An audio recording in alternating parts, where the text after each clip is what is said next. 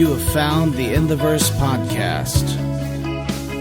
Songwriting inspired by pop culture media. With your hosts, Marc Gunn and Mikey Mason.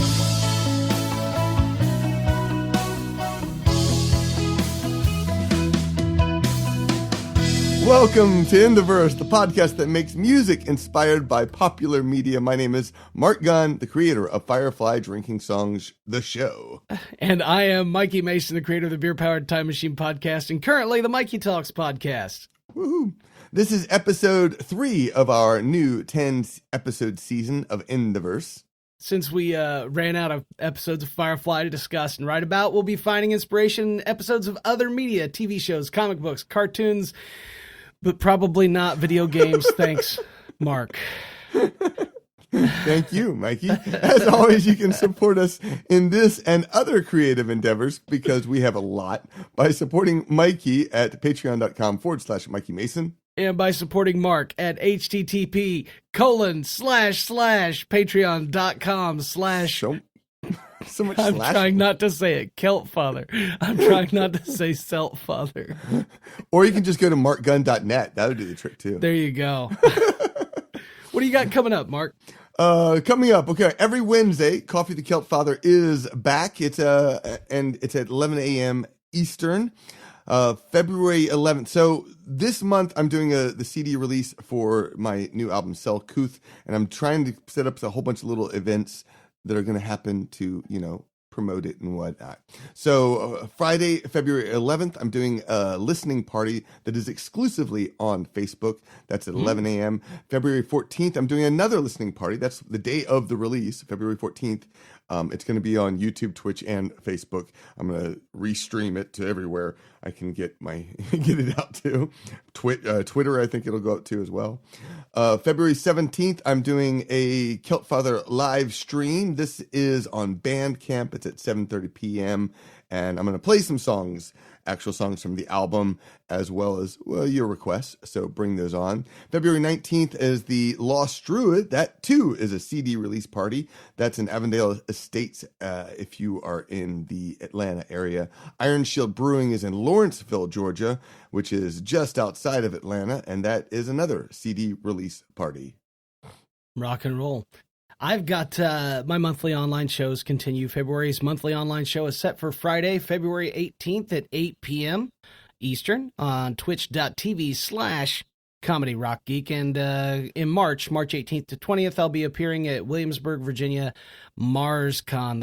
It was rescheduled for COVID reasons. And so I'm feeling much happier about the rescheduling than while we were dealing with the Omicron spike. Yeah. So news, of course, Sell Couth is coming out on February 14th, and that is my long-awaited CD. This is like the first one it's taking me more than 6 months to release. I think usually I do like one a year at least. You were talking about this CD when we recorded episode 1 of In the Verse. Is that right? I'm not surprised. First season. I am not surprised, but that's about when it all began. So, which is crazy.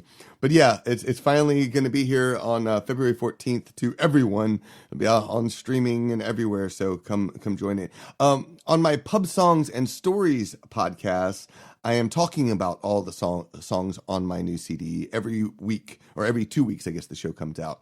So I've already done 2 or 3 episodes this year, and it's going to continue throughout the year, throughout the season. So come check that out. And of course, if you sign up on my Patreon, which I really appreciate, I'm trying to follow Mikey's example a little bit, but instead of 52 songs a year like he does, I'm promising at least 1 new song a month, but hopefully more of, polished and finished and such. Plus you can get a sticker and such. So go check that out. Very cool. I also have a CD coming out this month on February 18th. It's Widdershins, and it's unlike the last few. It's completely comedy. There's nothing on it that wasn't at least tongue in cheek when it was written. So no serious songs. It's back to form. It's a step backwards, step counterclockwise, a step around the sun the wrong way, therefore the title Widdershins. This month, I am participating in February Album Writing Month. Yay. This week, I've already written 3 songs, one on January 31st for New Music Monday. That didn't count. One on February 1st, one on February 2nd, and I've got one that I was writing today before we were recording. Are you writing a new song every day? Is that what this does? It's 14 songs in 28 days, but if I hammer out 14 songs in 14 days, you know I'm going to try for 28 and 28. Right. I know you will. And then I will retire. I'll just be done. Bye. Good night. But Thank you. Mic drop. February Album Writing Month is super fun. Just because you let yourself write stuff that you wouldn't normally write. So you do whatever. Time for it. That's what I feel like I don't really have enough time to do that. You know? You ignore your friends, family, and any other obligations you have, and you focus on music, which is what you love, and you say, screw everything else. True. I'll think about that. I'm joking, honey. And she doesn't listen. Look, but my Patreon patrons are still getting a new song every Monday. That is 52 songs a year, unless I manage 28 in February, in which case I'm blowing it out of the water this year, people. But a little is $1 a month. You're perfectly welcome to pledge more, but if you pledge $1 a month, you get 4 songs a month or 1 song every week, every Monday, like clockwork. And of course, at higher levels, other episodes of the Mikey Talk podcast. So there you go. Let's, what are we doing today? We are doing some Doctor Who today. Oh my gosh. Yeah, so we watched, well, you started off, you said we were going to watch the War Doctor episodes. Which, and there's, I actually just said we're going to watch the War Doctor as if it were an episode. Right, and then I'm like, about last week, I was playing a show, and Carol says, so which episodes? I'm like, what? I better contact Mikey because I don't know what's going on. And you sent me 2 a short webisode and then the actual episode, Day of the Doctor. So the BBC shot like a 7-minute promo episode called Night of the Doctor. And they released it, I believe, on BBC, and you can find it on YouTube, bbc.com and YouTube. And if you are a Whovian who is fairly versed, or if you're willing to put in the time on a search engine, you'll totally get it. Okay? Totally get it. And it just sets up the Day of the Doctor episode. And then we watched the Day of the Doctor episode, which is the 50th anniversary episode of Doctor Who. Yeah, and of course, when you were mentioning this, I misunderstood what you were saying, and so I ended up watching the one right before that too, The Name of the Doctor plus The Day of the Doctor, which actually worked really well, I felt. Yeah, I can see that. But we're just focusing on The Day of the Doctor here. Right. So this is the 50th anniversary episode. There is a lot of history. There's a lot of plot stuff going on in this episode, and I do mean a lot of plot stuff. God, yeah. So rather than doing a summary, I'm going to simply say you should pause right now if you haven't watched it, or if you haven't watched it in a while, and go rewatch, because you're going to be much better served by watching these 2 episodes, this one little mini episode, which isn't absolutely necessary. The little Night of the Doctor is not absolutely necessary, although it does provide a little context for part of a big part of Day of the Doctor. But then watch Day of the Doctor, which is a ride. It's a ride. Yeah. It is. It really is.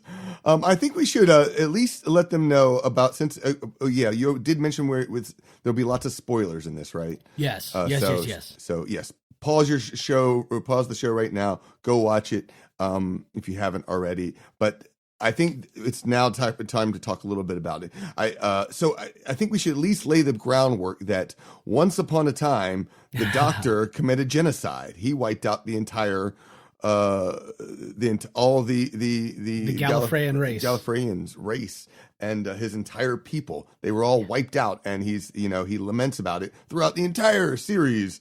He's constantly saying, "Oh my God, the worst thing I ever did was to wipe out all of Gallifrey." But I knocked out the Daleks too. I thought. Well, all of the Daleks that were there. Right? I mean, because obviously the Daleks are seminal Doctor Who villains. So right, and they are back in the series, and so and it turns out that one of the way it was wiped out was one of his incarnations was basically the War Doctor, who makes the big decision to do this, to wipe out everyone. now this is a there are Whovians who don't like Stephen Moffat, and there are Whovians who like Stephen Moffat. And if you like Stephen Moffat, this is your jam. And if you don't like Stephen Moffat, this isn't. And I get it. Okay, I'm stepping aside from all of that. All right, because he wrote it, but this is 13 seasons in. It's 13 seasons into the reboot. Right. It's on the 12th Doctor. So technically it inserts a Doctor between number 8 and 9 who is unnumbered. So it adds a regeneration in, which that's true. Throws things off. Oh my God. I didn't think about that. That's true. Cause there's, I remember in Dr. Lore, that he's only supposed to have how many lives? 12 regenerations. 12 regenerations, yeah. Yeah, but there's already a 13th Doctor, and this makes technically 14 Doctors. Right. Fascinating. Including Jodie Whittaker. But at the time, since Peter Capaldi's eyebrows make a cameo in the episode. Right, that's true. 13. Right.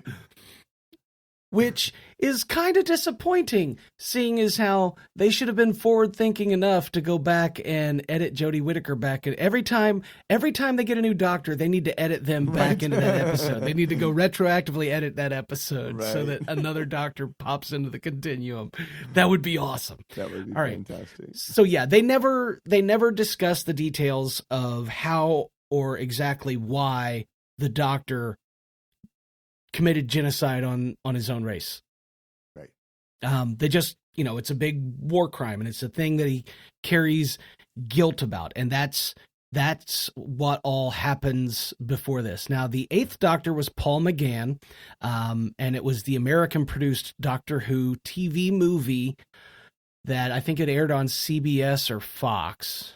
I'm not 100% sure. But they brought Paul McGann back, BBC did, to show that he would have died. The Doctor would have died, and they brought him back on the planet of I'm dropping it. Clam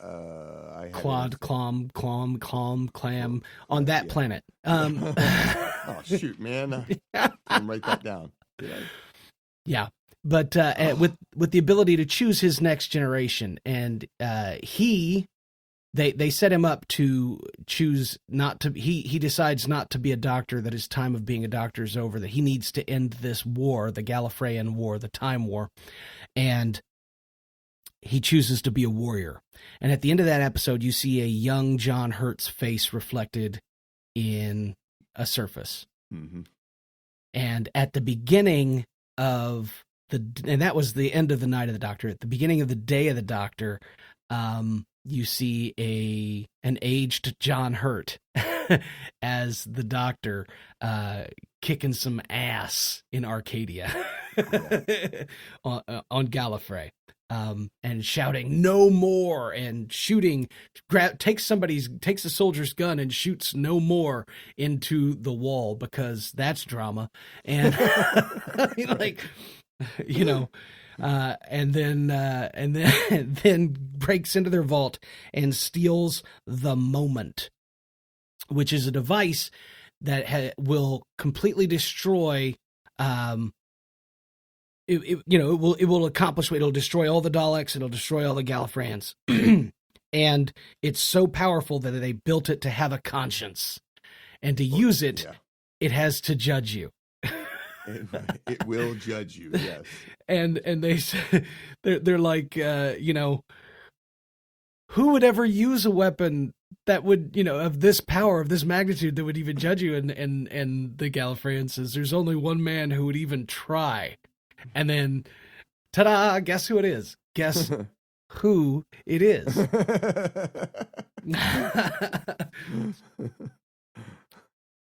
Yeah. Yeah, so that lays the basic groundwork for the episode, and so the whole episode is basically it's basically about the doctor Yep, that's it. Good night. about the doctor confronting this very issue that he's tried so hard to, and in one case.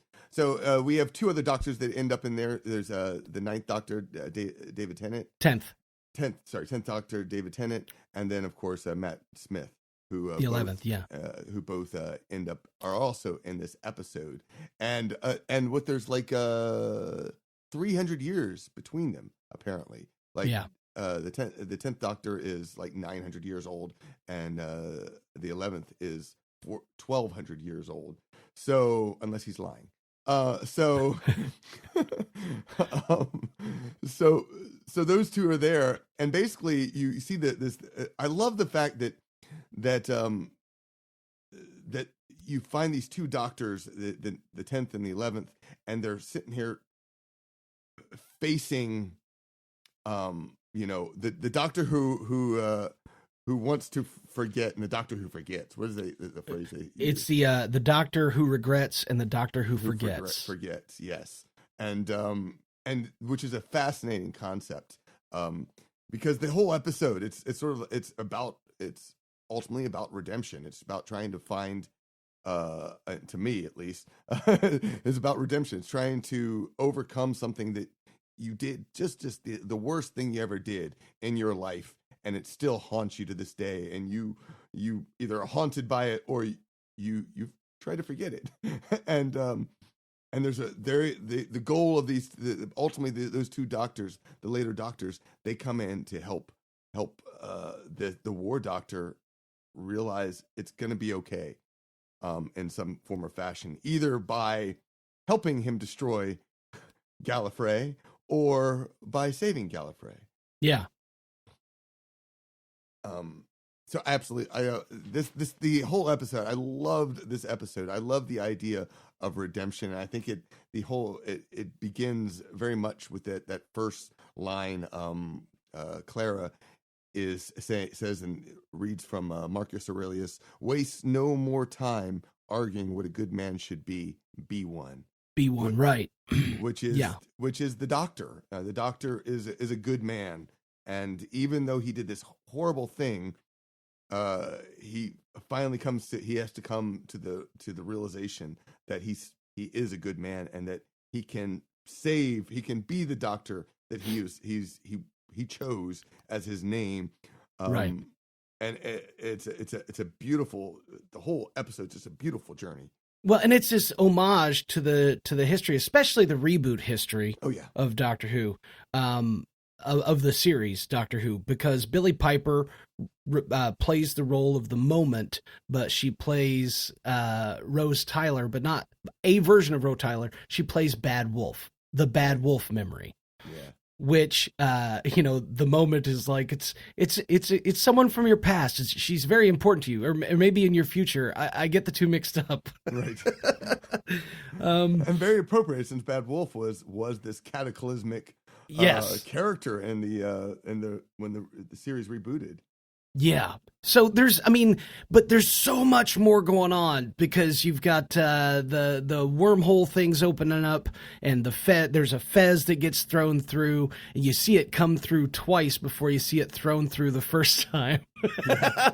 and that sets the precedent for the episode, being that this is the way things work. Some cause and effect. Sometimes the cause happens after the effect. Right. And it happens that way. And sometimes the cause happens long before and you don't know it. And they play with time a lot in the episode. So through these wormholes, the three doctors, 10, 11, and 8.5. 8.5. 8.5. All end up together. And as soon as they realize who he is, this is the best moment when they recognize him. And, first I love when 11 recognizes 10, and it's just, oh wow, so slender, so slim. I've never seen it from the outside. But when they realize, they both point their sonic screwdrivers at him, and he just like, what are you going to do? Assemble a cabinet at me? Those are screwdrivers. But there, so they play with so many themes in this, cause and effect, and they play with reason and decide changing your mind in the future. They play with that. You can see that through they get trapped in the Tower of London during Elizabethan time, and I know we're just all over the place because we didn't sum up. Right. But and that's my fault. But so they're trapped in the Tower of London, and they're trying to analyze this door, and the sonic screwdriver will take centuries to undo it, and then they, 8.5, the War Doctor realizes that the sonic screwdrivers are all actually the same device. They just have different packaging, different cases. And he is 400 years older than the 11th Doctor. And so he starts the calculation for analyzing the door. He scans the door, starts the calculation in his sonic screwdriver, and 10 checks his screwdriver. Yeah, calculation's still running. And 11 checks his screwdriver. Well, lo and behold, calculation's finished, and they start to disassemble the door, and then Clara opens it from the outside, and they're like, how did you get here? She goes, well, it wasn't locked. How did she get here? Because John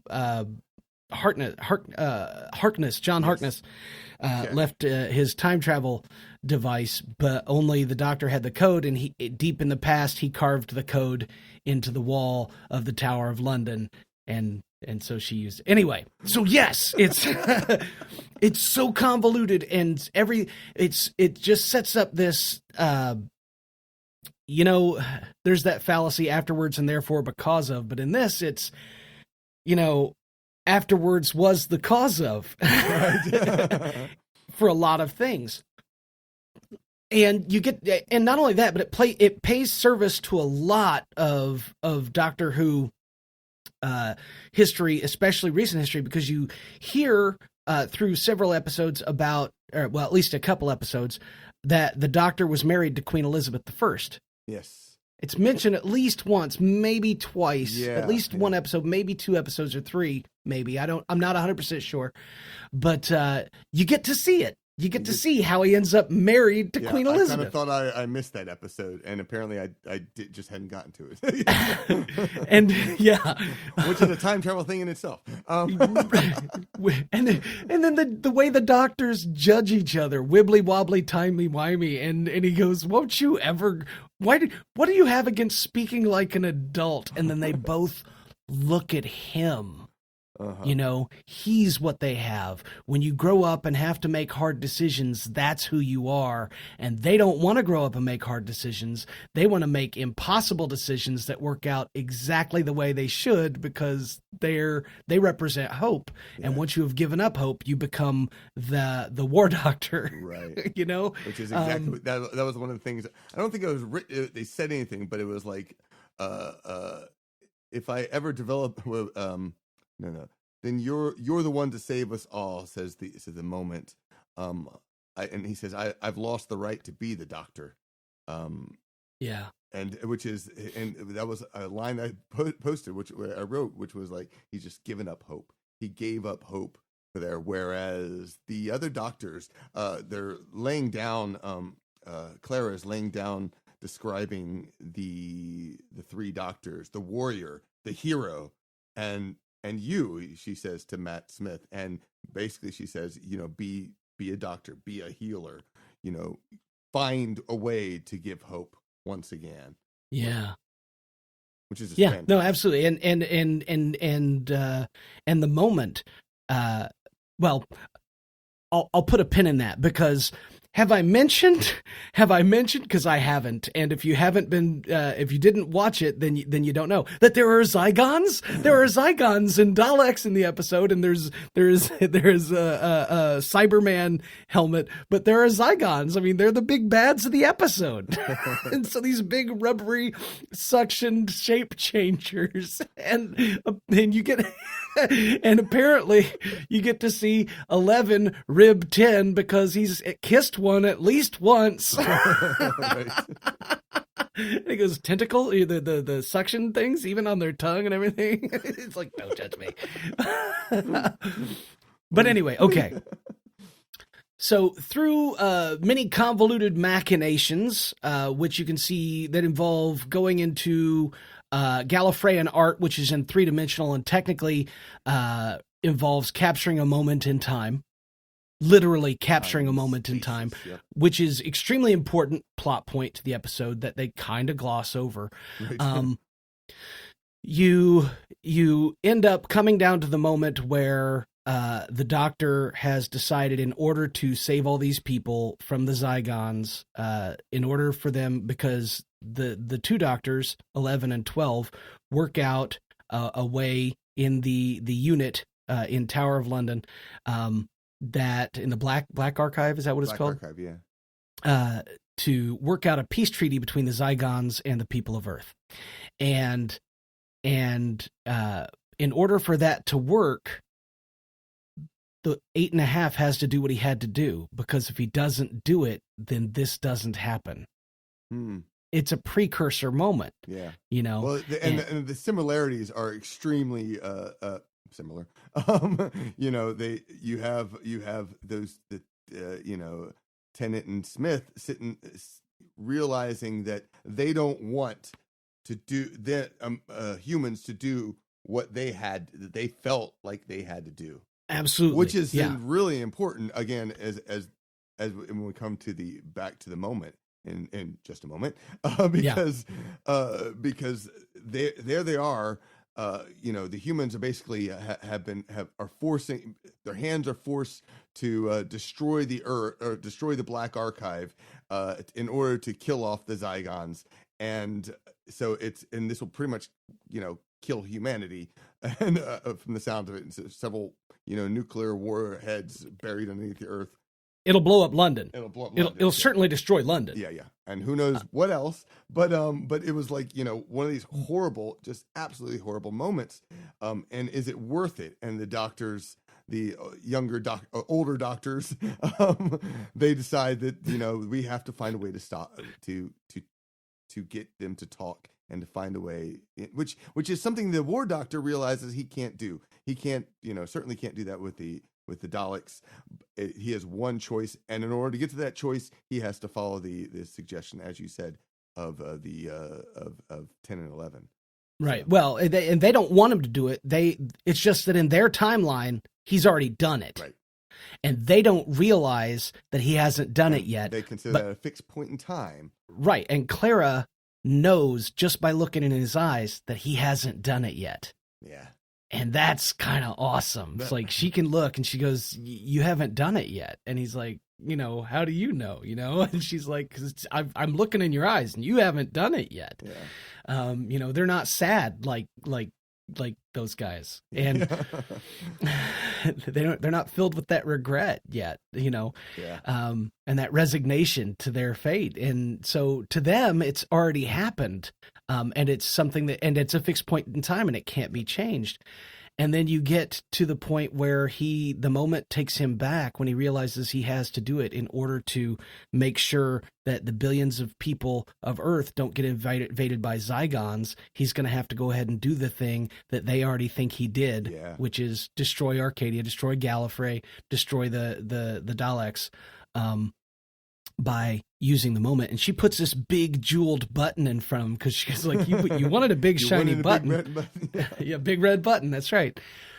And he's getting ready to press it, and then she says, she starts talking about the sound of the TARDIS and how it sounds like hope.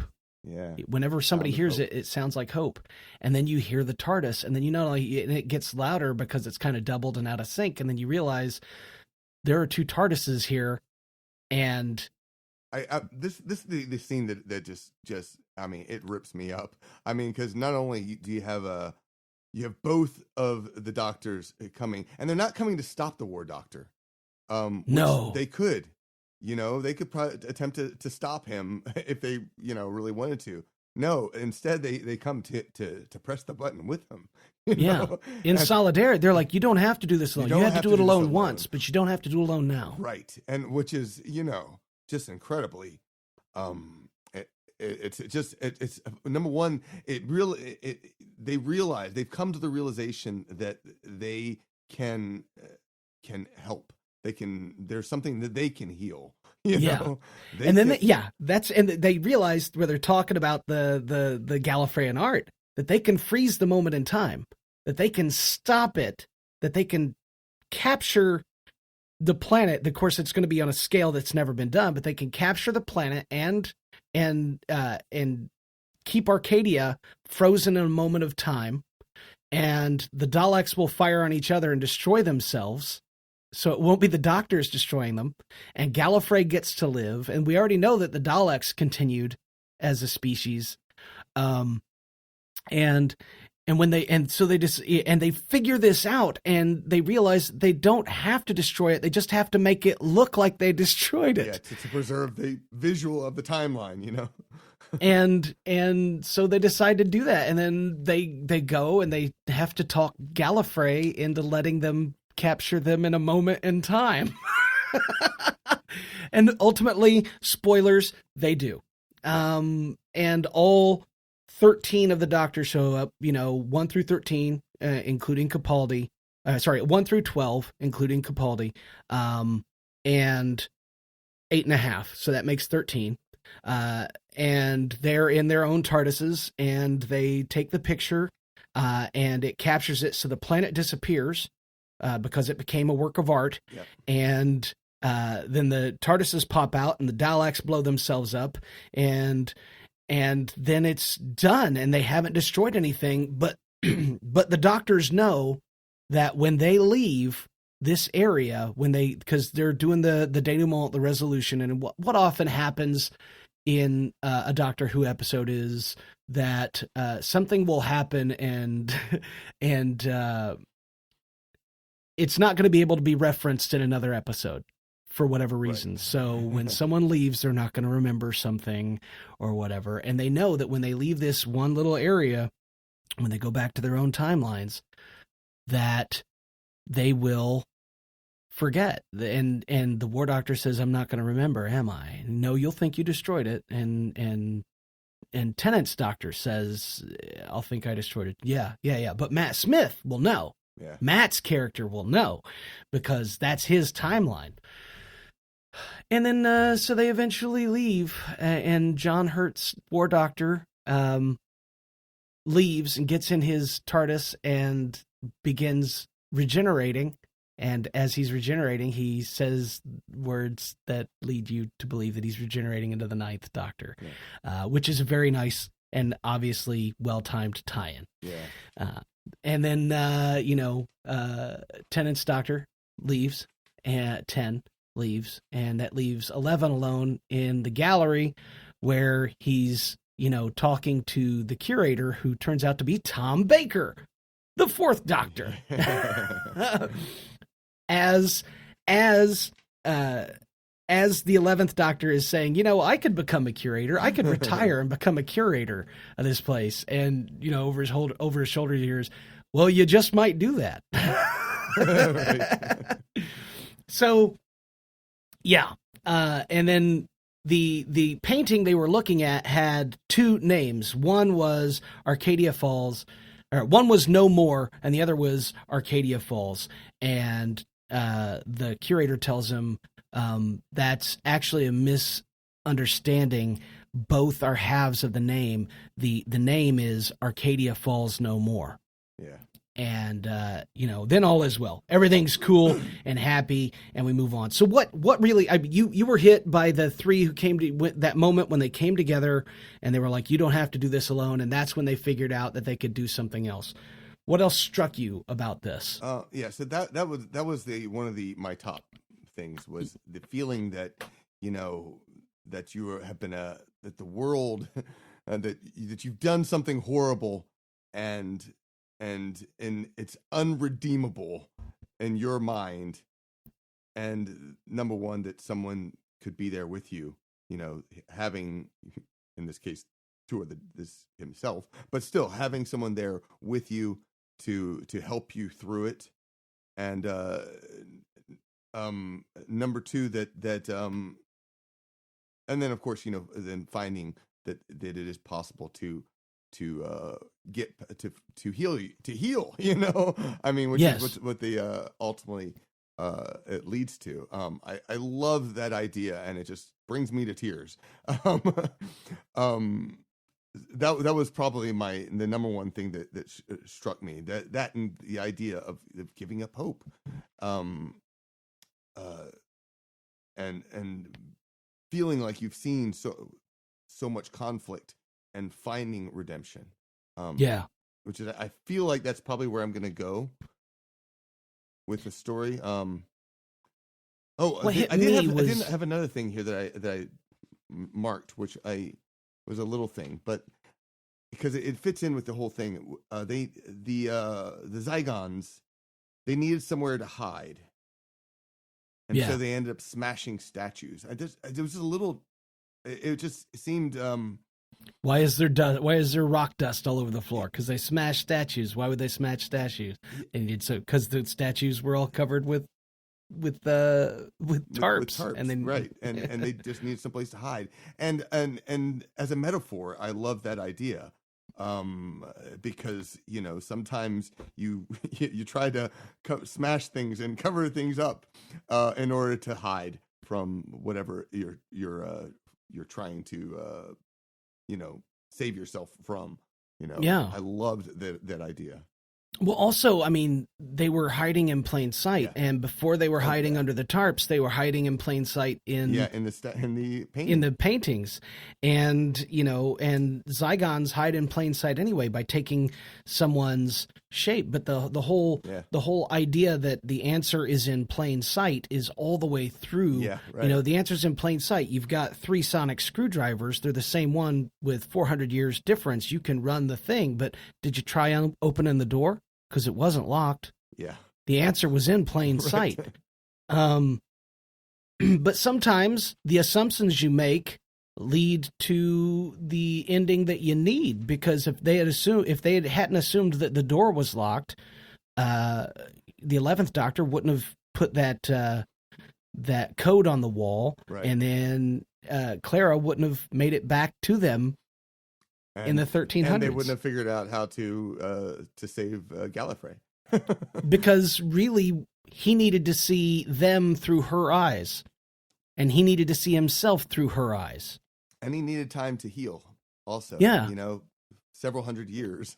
There's that moment just before he goes away, before he disappears, to go back. The moment takes him back so he can push the big shiny red button. Yeah. But she says, you've seen the men you become, the man who regrets and the man who forgets. And he says, all things considered, it's time I grew up. Yeah. And he goes back to do the thing. And he said, that's when she says, you've seen the men you'll become. And he responds, great men are born in the fire. It is the privilege of lesser men to light the flame, whatever the cost. Yeah. And that's when she starts talking about the hope, and that's when the Dalek or the TARDISes come, and that's when they figure it out. But that whole idea that the answer is in plain sight, you just can't see it, and that there is a solution, and it's a very Doctor Who thing. Yeah. You don't have to fight, you don't have to destroy. Right. Your sonic screwdriver isn't a weapon, it's a tool, and that's a huge theme throughout Doctor Who, right? But he basically tells him, what are you going to do? Assemble a cabinet at me? I mean, I love that line. And things he's kept a secret even from himself, right. And I'm playing with the idea of no more, but also along the line of forgiveness, because he no more has to forgive himself. Yeah. You know, he gets to the point where he doesn't have to forgive himself. He's found, even though he won't remember it, he's found maybe not the loophole, but a solution. Maybe not the solution, but a solution. Right. And there are many solutions. Right. This is the one that does the job, you know? And you know, Clara's asking them, or not Clara, was it Bad Wolf who asked him about their name while they were all standing there? It was Clara, and it was never give up.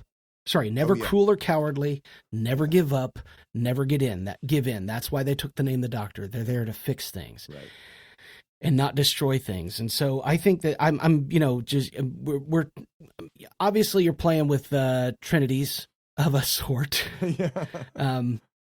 I'm not going to get religious, but yeah, I think the warrior, the hero, the doctor, that's a theme to play. I'm definitely moved to work towards no more. Yeah, the man who regrets, the man who forgets. You know, that's all really impacted me. Yeah. You know, and he's the man with more blood on his hands than any other, and also the only man who would even try. You know, but it says right at the introduction that he's on the planet. He's the man with more blood on his hands than any other, and it's me. You know, so just that kind of guilt that these two have to live with, that underpinning of guilt that lines the characters. Whew. Yeah, I know. It is absolutely amazing. The way the guilt and the way they find a way around it to get back to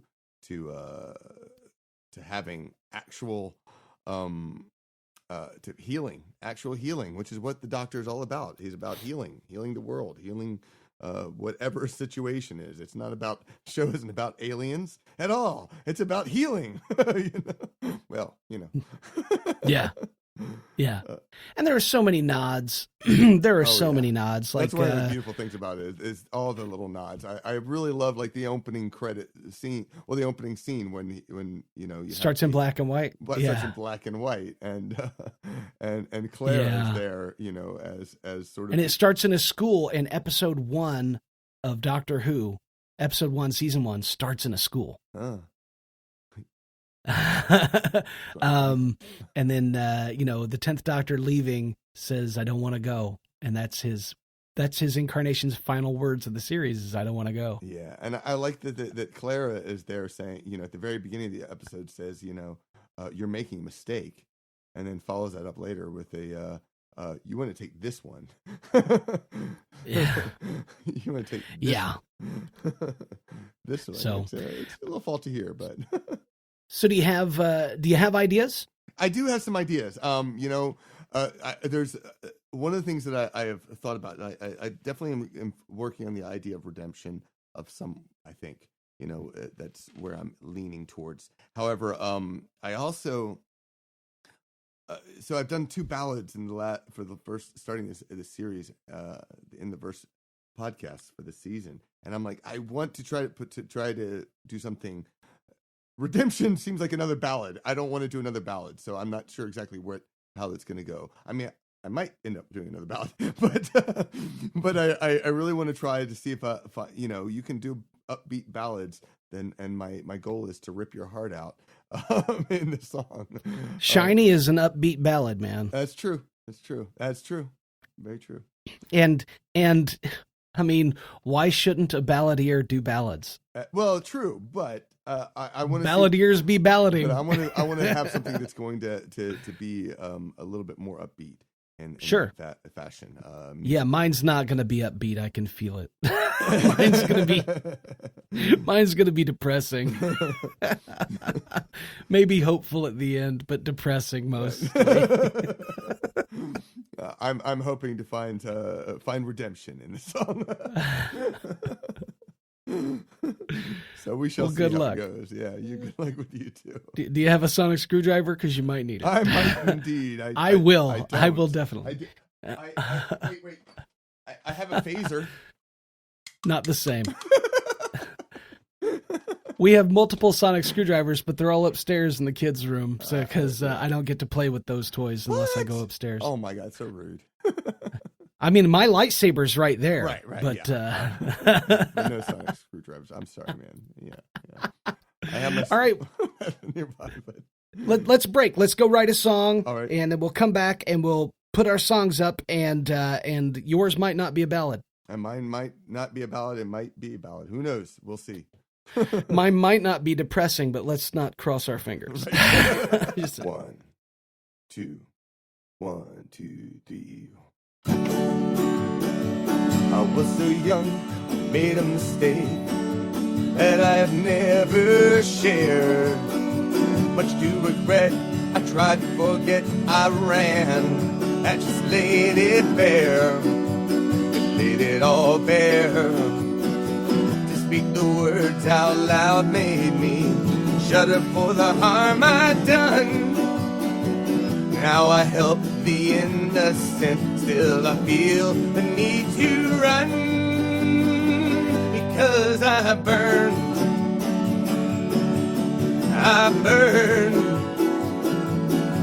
It won't cover up the pain, but it's time I learn. The time I learn. Redemption can come again. Redemption can come again. Redemption can come again. A great man truly forged in fire, while others light the flame. That's what I tell myself so that I can avoid the blame. Avoid the blame. Deep down inside there's a scared little child, smashing statues filled with pride. Undercover changing faces to hide away in plain sight. But still I burn. I burn. It won't cover up the pain, but it's time I learn. It's time I learn. Redemption can come again. Redemption can come again. Redemption can come again.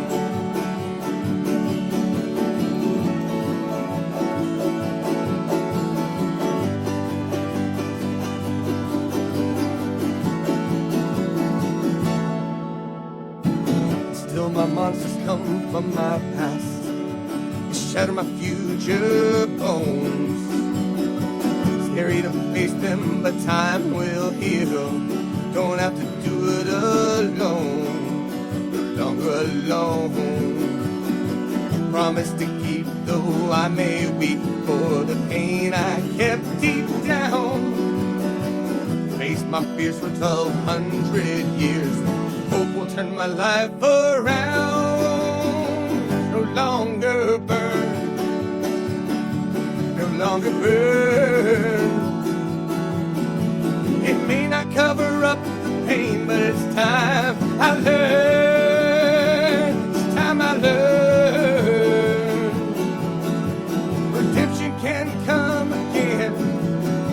Redemption can come again. It's the time I learn. It's time I learn. Redemption can come again. Redemption can come again. Redemption can come again, can come again.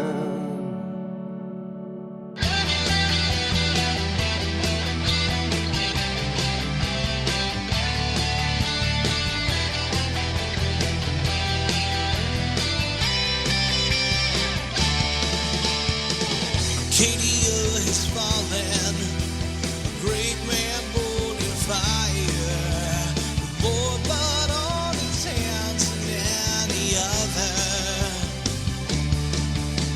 A man past absolution, the only one who'd even try. The man I am that I've yet to discover. A man who regrets, a man who forgets, the man you become when you say no more. Too long I've stayed my